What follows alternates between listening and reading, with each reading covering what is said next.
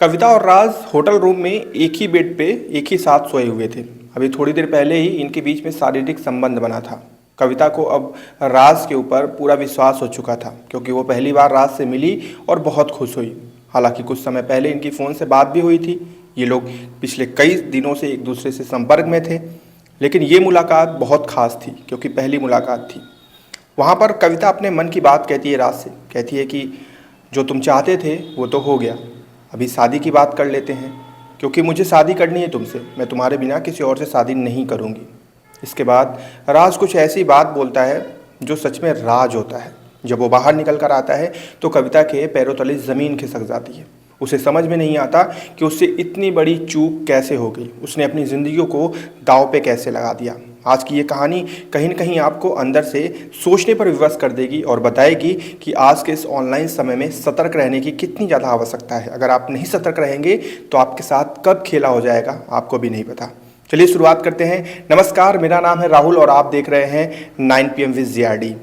ये घटना है भागलपुर बिहार की। आज से तकरीबन 3 महीने पहले भागलपुर बिहार में एक सरिता नाम की लड़की एक ऑनलाइन गेमिंग के माध्यम से एक लड़के से जुड़ती है। दोनों गेम खेल रहे होते हैं, तभी वो लड़का आता है बीच में। 3 लोग हो जाते हैं और जब वो लड़का आता है तो फिर सरिता का और उस लड़के का आपस में कनेक्शन होने लगता है। दोनों आपस में 2 ही मिनट ऑनलाइन गेमिंग में बात करते हैं, तभी इनके बीच में ऐसा फील आता है इनको कि हाँ, एक दूसरे को पसंद कर रहे हैं, इनको बात करनी चाहिए। ऑनलाइन गेमिंग के दौरान ही ये अपना सोशल जो साइट है, जो सोशल नेटवर्क है, जहाँ पर फेसबुक इंस्टा पे उनकी आईडी बनी हुई है, वो दोनों एक दूसरे से साझा कर लेते हैं। इसके तुरंत बाद राज अपनी इंस्टा आईडी से सरिता को मैसेज करता है। सरिता भी काफ़ी खुश थी क्योंकि उसे एक ऐसा लड़का मिला था जो पहली बार में ही जिससे बात करके वो इम्प्रेस हो रही थी। अब इन दोनों के बीच में बातों का सिलसिला चलने लगता है। दोनों सोशल नेटवर्क पे, सोशल साइट पे एक दूसरे से काफ़ी हद तक बात करने लगते हैं। इसके बाद राज कहता है कि बात तो हो गई, अभी अगर नंबर मिल जाता तो और भी अच्छा लगता। सरिता थोड़ा सा हिचकिचाती है शुरुआत में, लेकिन वो कहते हैं कि 1-2 दिन का सब्र रखो, तुम्हें सब नंबर मिल जाएंगे, लेकिन थोड़ा सा सब्र रखो क्योंकि मुझे थोड़ा सा तुम्हारे ऊपर यकीन करना पड़ेगा कि तुम एक रियल पर्सन हो। सिलसिला आगे बढ़ता है और एक ही दिन बाद सरिता को पूरा यकीन हो जाता है कि ये राज नाम का लड़का उसके जीवन का सच में एक राज है और एक ऐसा लड़का जिसके साथ उसकी वाइब काफ़ी मैच हो रही है। यही देखते हुए सरिता अपना फ़ोन नंबर भी दे देती है। इसके बाद सरिता और राज में लगातार बातें होने लगती हैं। 4 से 5 दिन की बातें होती हैं। इसके बाद दोनों की दोस्ती प्यार में तब्दील हो जाती है। दोनों एक दूसरे को प्यार का इजहार भी कर देते हैं। अब सरिता और राज की प्रेम की नैया काफ़ी तेज़ी से आगे बढ़ी थी। राज कहने लगता है कि अब मुझे तुम्हें देखने का मन है। दोनों वीडियो कॉल पे आते हैं, एक दूसरे को देखते हैं, पसंद करते हैं। इसके बाद राज दूसरी इच्छा जाहिर करता है कि मुझे तुम्हारे साथ क्वालिटी टाइम बिताना है। सरिता कहती है कि कहाँ पे बिताओगे, कैसे बिताओगे। राज कहता है कि सारा इंतजाम हो जाएगा, बस तुम जो है एक बार परमिशन दे दो, होटल रूम में चलेंगे, साथ में क्वालिटी टाइम बिताएंगे, इसके बाद फ्यूचर प्लानिंग करेंगे। सरिता हालांकि डर रही थी इन सारी चीज़ों से क्योंकि उसके लिए जीवन में ये पहला अनुभव था, लेकिन वो इस चीज़ को लेकर बेफिक्र थी। उसे पूरा भरोसा था राज के ऊपर कि राज उसके जीवन का वो इंसान बनेगा जिससे वो दुनिया की सारी चीज़ों की उम्मीद कर सकती है। सिलसिला धीरे धीरे आगे बढ़ता है। सरिता का ये बर्ताव अचानक से जब चेंज होता है तो परिवार के किसी भी सदस्य को कोई डाउट नहीं होता है क्योंकि उन्हें ऐसा लगता है कि उनकी बेटी सरिता सुबह 8 बजे लाइब्रेरी जाती है और शाम को 5 बजे लाइब्रेरी से वापस आती है। इस दौरान वो लाइब्रेरी में पूरी कड़ी मेहनत और संघर्ष के साथ पढ़ाई कर रही है और अपने कैरियर को बनाने का, अपने सपनों को साकार करने की पूरी जिद्दोजहद से लगी हुई है। लेकिन उन्हें नहीं पता था कि लाइब्रेरी का जो पूरा समय मिलता था उस पूरे समय में सरिता वो पूरा समय अब राज को दे रही थी। लाइब्रेरी में बैठती जरूर थी, पढ़ाई का एक नाटक जरूर करती थी, लेकिन वीडियो कॉल पे हमेशा राज हुआ करता था या फिर कॉल पे राज हुआ करता था और वो पूरा वक्त राज को ही देती थी। सिलसिला आगे बढ़ता है। राज एक दिन जिद करने लगता है कि देखो बहुत समय हो गया, मुझे अब तुमसे मिलना है, क्वालिटी टाइम बिताना है। जिसके बाद सरिता उसको अनुमति दे देती है। आती है 16 मई का तारीख, 16 मई 2025। 16 मई को जो राज होता है वो अपने घर से निकलता है और सीधे भागलपुर स्टेशन आता है और स्टेशन के पीछे ही एक होटल ले लेता है। उसी होटल में वो सरिता को बुलाता है। सरिता घर से बिना बताए सीधे उस होटल रूम में पहुंचती है और वहां पर पहली मुलाकात होती है सामने सामने, फेस टू फेस सरिता और राज की। दोनों जैसे एक दूसरे से मिलते हैं, एक दूसरे को बाहों में कस लेते हैं क्योंकि इनके अंदर बेकरारी थी एक दूसरे से क्वालिटी टाइम बिताने की, एक दूसरे के साथ एक अच्छा समय बिताने की। इसके बाद इनके बीच में शारीरिक संबंध बनते हैं और इसके बाद दोनों बेड पे लेटे रहते हैं।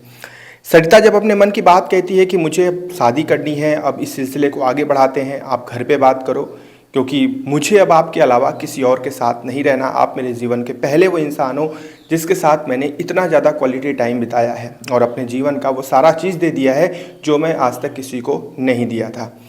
इसके बाद राज एक बात कहता है, वो कहता है ठीक है मैं तैयार हूँ लेकिन एक शर्त है मेरी। वो कहती है क्या? वो कहता है कि तुम्हें अपना धर्म बदलना पड़ेगा, तुम्हें इस्लाम कबूल करना पड़ेगा। जब ये बात सरिता सुनती है तो उसके पैरों तले ज़मीन खिसक जाती है। वो कहती है कि क्या मतलब, क्या तुम हिंदू नहीं हो? तो राज बोलता है नहीं, मैं हिंदू नहीं हूँ, मेरा नाम फिरोज़ है, मैं मुस्लिम हूँ और तुम्हें भी शादी करने के लिए अपना धर्म बदलना पड़ेगा। ये बात सुनते ही सरिता के पैरों तले ज़मीन खिसक जाती है। उसे समझ में आ जाता है कि उसके साथ बहुत बड़ा धोखा हुआ है। वो कहती है कि अगर ये बात थी तो तुमने मुझे पहले क्यों नहीं बताया कि तुम फिरोज़ हो? तुमने अपना नाम राज क्यों बताया? तुमने अपने आप को हिंदू क्यों बताया?